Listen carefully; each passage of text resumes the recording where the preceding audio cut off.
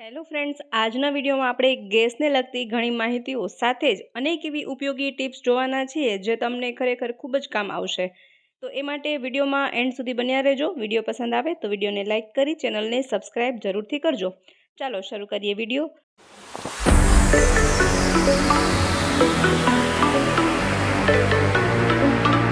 ઉનાળો શરૂ થતાં જ કીડીઓનો ઉપદ્રવ વધી જતો હોય છે. કોઈ પણ ખાદ્ય વસ્તુઓ હોય તેમાં કીડીઓ થઈ જાય છે. આ રીતે કેસરોલમાં પણ ઘણી વખત કીડીઓ થઈ જાય છે. તો આ કીડીઓથી વસ્તુઓને કઈ રીતે બચાવી શકાય? એ સિવાય ઘણી વખત એવું બને કે રાત્રે જે રોટલા કે રોટલીઓ વધી હોય તે સવારે બગડી જાય. ઉનાળાના ગરમીના કારણે સવારે તે બગડી જાય. એવું ન બને એ માટે શું કરી શકાય? તો અહીં મેં એક કેસરોલ લીધેલો છે. તેને વ્યવસ્થિત રીતે આપણે સાફ કરી નાખીએ. પછી એક કાગળ પાથરીએ. હવે જે પણ રોટલા કે રોટલી છે તે કાગળ પર રાખી દઈએ અને ઢાંકણ બંધ કરી દઈએ. ત્યાર પછી હવે આપણે કોઈ પણ એક મોટું વાસણ લેવાનું છે. અહીં મેં થાળી લીધેલી છે. હવે તે થાળીમાં થોડું પાણી નાખીએ. ત્યાર પછી હવે એ કેસરોલને થાળીમાં રાખી દઈએ.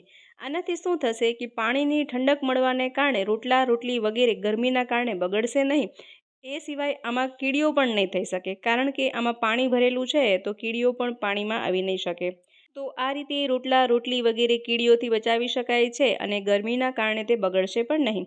આઈ હોપ આ ટીપ તમને પસંદ આવી હશે. ચાલો હવે જોઈએ નેક્સ્ટ ટીપ. તપેલીમાં જ્યારે દૂધ ગરમ કરીએ તો તેમાં મલાઈ, દૂધ વગેરે આ રીતે નીચે જામી જતું હોય છે, જેને સાફ કરવું ખૂબ જ મુશ્કેલ થઈ જતું હોય. જે આપણે સ્ક્રબર વગેરેથી સાફ કરીએ તો સ્ક્રબર પણ આખું ગંદુ થઈ જાય અને ખૂબ જ તેમાં સ્મેલ પણ આવે છે. તો તેના માટે તમે આ આઈડિયાનો ઉપયોગ કરી શકો છો. અહીં આપણે કોઈ પણ આવી બોટલનું નકામું ઢાંકણ લેવાનું છે. જે પતરાનું ઢાંકણ આવતું હોય તેનો ઉપયોગ કરી શકાય. મારા પાસે અહીં એક હનીની બોટલ હતી, તેનું મેં ઢાંકણ લીધેલું છે. હવે આ ઢાંકણથી આપણે તપેલીને વ્યવસ્થિત રીતે સાફ કરી શકાય છે. જુઓ,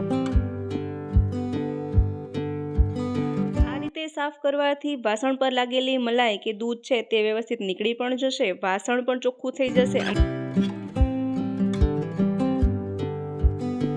જુઓ, ત્યાર પછી આ ઢાંકણને પણ ધોઈને રાખી દઈએ તો ફરીવાર આના ઉપયોગમાં લઈ શકાય.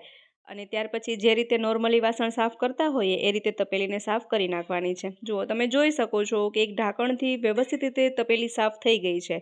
એ પછી આપણે જે રીતે સ્ક્રબરથી સાફ કરીએ એ રીતે સાફ કરી નાખવાનું. તો આ રીતે તમે સ્ક્રબરને ગંદુ થતાં બચાવી શકો અને વાસણને પણ વ્યવસ્થિત સાફ કરી શકાય. ચાલો હવે જોઈ લઈએ નેક્સ્ટ ટીપ. આ તો વાત થઈ કે તપેલીમાં લાગેલી દૂધ મલાઈ વગેરે સાફ કરવાની, પરંતુ આ રીતે તપેલીમાં દૂધ કે મલાઈ જામે જ નહીં તે માટે શું આઈડિયા કરી શકાય? તો એ માટે અહીં આપણે તપેલીમાં પહેલાં થોડું પાણી ઉમેરીએ. થોડું પાણી ઉમેર્યા પછી જ હવે તેમાં દૂધ ઉમેરીએ. આ રીતે કરવાથી શું થાય કે જ્યારે આપણે દૂધને ગરમ કરીએ તો તેની મલાઈ કે દૂધ તળિયે બેસી નહીં જાય અને વાસણ એટલું ગંદુ નહીં થાય. તો જ્યારે પણ દૂધ ગરમ કરીએ તો આ આઈડિયાનો ઉપયોગ જરૂરથી કરવો. ચાલો હવે જોઈ લઈએ નેક્સ્ટ આઈડિયા. ઉનાળો શરૂ થતાં જ શાકભાજી મળવાનું બંધ થાય તો દરેક લોકો કઠોળ ખાવાનું પસંદ કરતા હોય. પરંતુ જ્યારે મગ, ચોરી વગેરે આપણે ઘરમાં લાવીએ, થોડા દિવસ એમને એમ રહે તો તેમાં મટકા થઈ જતા હોય છે. તો આવા કઠોળને આપણે મટકાથી કઈ રીતે બચાવી શકાય અને લાંબો સમય સુધી તેને ફ્રેશ કઈ રીતે રાખી શકાય? તો તેના માટે અહીં આપણે 4 થી 5 ટીપા તેલ લેવાનું છે. અહીં તમે ખાવા માટે જે પણ ખાદ્ય તેલનો ઉપયોગ કરતા હોય એ જ તેલ લેવાનું છે અને તેને આ રીતે હથેળીમાં લગાડી અને બધા જ મગમાં આ રીતે તેલ મિક્સ કરી દેવાનું છે. અહીં આપણે તેલ ખૂબ જ ઓછી માત્રામાં લેવાનું છે. આ રીતે કરવાથી શું થશે તમે જોઈ શકશો કે મગમાં મટકા વગેરે જરા પણ લાગશે નહીં. અને જો કોઈ મગ કે ચોરી વગેરેમાં મટકા લાગી ગયા છે તો તે પણ તરત બહાર નીકળી જશે. જુઓ, અહીં તમે લાઈવ જોઈ પણ શકો છો કે આમાં એક મટકું છે તો તરત જ તે આ તેલ લગાવવાથી બહાર નીકળી ગયું છે. આ રીતે જો કોઈ મટકા તેમાં પડી ગયા હોય તો તે પણ નીકળી જશે અને ફ્રેશ મગ હશે તો તે મગને તે ફ્રેશને ફ્રેશ જ રાખશે. ખૂબ જ બેસ્ટ આઈડિયા છે. જો કઠોળને લાંબા સમય સુધી સાચવી અને રાખવા માંગતા હોય તો આ આઈડિયાનો ઉપયોગ જરૂરથી કરજો અને દરેક કઠોળ માટે આ આઈડિયા લાગુ પડે છે. ત્યાર પછી કોઈ પણ કન્ટેનરમાં તેને ભરીને રાખી દઈએ. હવે જોઈએ નેક્સ્ટ આઈડિયા. ઘણી વખત આપણે જે બરણીમાં 12 મહિનાના જે મસાલા ભરેલા હોય તે ખરાબ થઈ જતા હોય, તેમાં ગાંઠો વળવા લાગે છે, જામવા લાગે છે. ઘણી વખત ચોમાસામાં પણ આવું બનતું હોય અથવા ઉનાળામાં પણ એવું બને. તો એ માટે તમે આ આઈડિયાનો ઉપયોગ કરી શકો. અહીં આપણે બાકસની સળીઓ લઈશું. માચિસ બોક્સની સળીઓ આવે એ લેવાની છે અને બધા જ મસાલામાં 2 થી 4 સળીઓ રાખી દઈએ. આનાથી શું થશે તો આ જે સળીઓ હોય તેના ટોચ પર ફોસ્ફરસ લાગેલું હોય છે. જુઓ, સળી છે એનો આ જે ભાગ છે તે ફોસ્ફરસ લગાડેલું હોય છે. ફોસ્ફરસના કારણે મસાલામાં જરા પણ જીવાત પડતી નથી અને તે મસાલાને સુરક્ષિત રાખે છે. તો ફોસ્ફરસના કારણે મસાલાને બચાવી શકાય છે. તો આ રીતે આપણે સળી રાખવાથી મસાલા ક્યારેય પણ બગડશે નહીં. ચાલો હવે જોઈ લઈએ નેક્સ્ટ આઈડિયા. તો ઘણી વખત ઘરમાં આવા પીવીસી પાઇપના નકામા ટુકડા પડ્યા હોય તો તેનો પણ તમે ખૂબ સારો એવો ઉપયોગ કરી શકો છો. અહીં મારા પાસે એક આ પીવીસી પાઇપનો ટુકડો પડ્યો છે, તો તેના મેં આવા 2 નાના ટુકડા કરી લીધેલા છે. હવે તમે તેને તેમને તેમ પણ રાખી શકો, અથવા તો જો તમારા પાસે વોલપેપર હોય તો વોલપેપર પણ તેમાં લગાડી શકાય છે. મારા પાસે અહીં એક વોલપેપર હતું તે મેં લીધેલું છે. અને હવે આ પાઇપને વોલપેપરથી કવર કરી લઈએ. એ જ રીતે હવે અહીં બીજા રંગનું વોલપેપર છે તે આ બીજા પાઇપમાં લગાવી લઈએ. ત્યાર પછી અહીં આપણે એક દોરી લઈશું અને હવે આ પાઇપમાં દોરી પરવી અને તેને આ રીતે બાંધી લઈએ.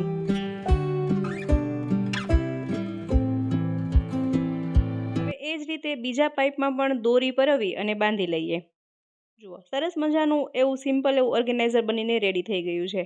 તો આને આપણે વોશ બેસિન પાસે ટીંગાડી શકાય છે અથવા રસોડામાં ટીંગાડી શકાય.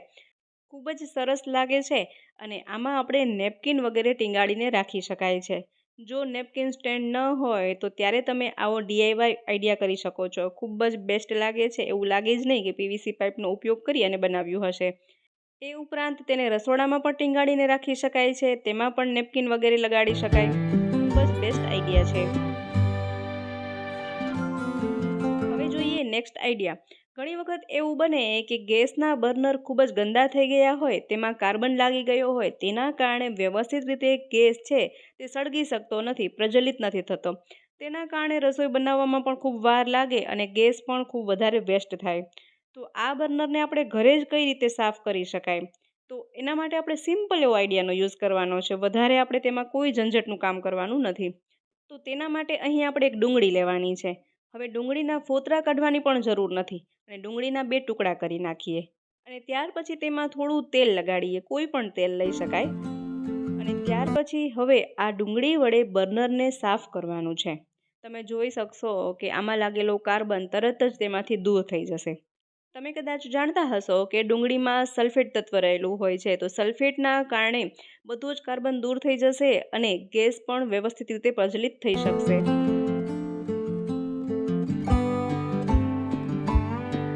આ રીતે ડુંગળીથી સાફ કરવાથી તેમાં જલ્દીથી કાર્બન લાગતો પણ નથી અને આ રીતે બંને બર્નરને સાફ કરી લેવાના છે.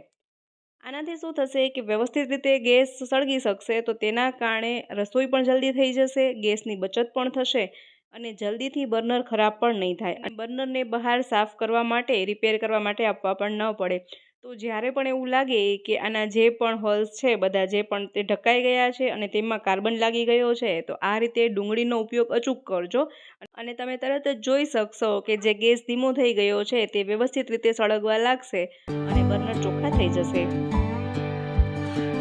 હવે જોઈએ નેક્સ્ટ આઈડિયા. તો ઘણા ઘરોમાં ગેસની લાઈનો ન હોય તો હજુ પણ ત્યાં ગેસના બાટલા આ રીતે સિલિન્ડર જ ઉપયોગમાં લેવાતા હોય છે.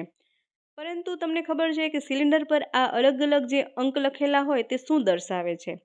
આમાં જે 15.6 લખેલું છે એ તો આપણને ખબર છે કે આમાં કેટલો ગેસ ભરેલો છે તેની સંખ્યા દર્શાવે છે.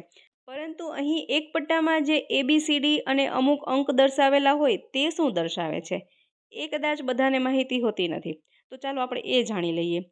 તો અહીં જે આ નંબર આપેલા છે તે સિલિન્ડરની એક્સપાયરી ડેટ સૂચવે છે. જી હા, કઈ રીતે?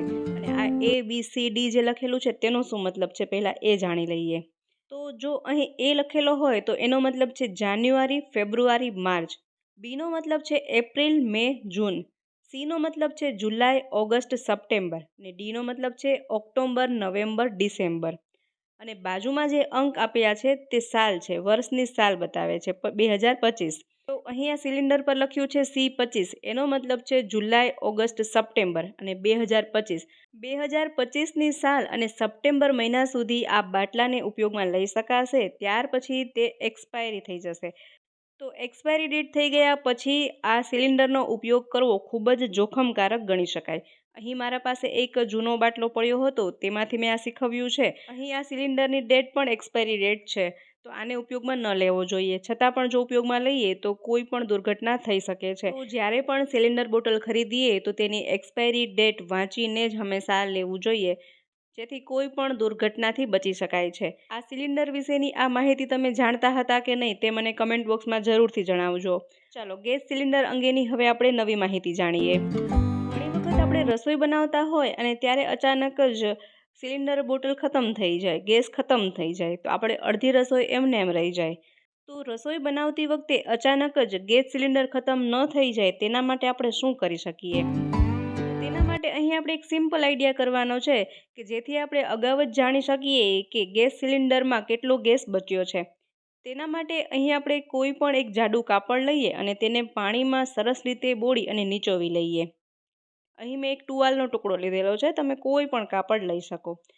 હવે જે ગેસ સિલિન્ડર છે તેને ફરતે જ આ કાપડને વીંટાળી દેવાનું છે આ રીતે. અને કાપડ વીંટાળ્યા પછી હવે 4 થી 5 મિનિટ સુધી તેને એમને એમ રહેવા દઈએ, જેથી કે સિલિન્ડર એકદમ સરસ ભીનું થઈ જાય. 4 થી 5 મિનિટ થઈ ગયા પછી હવે તે કાપડને તેના પરથી કાઢી નાખીએ.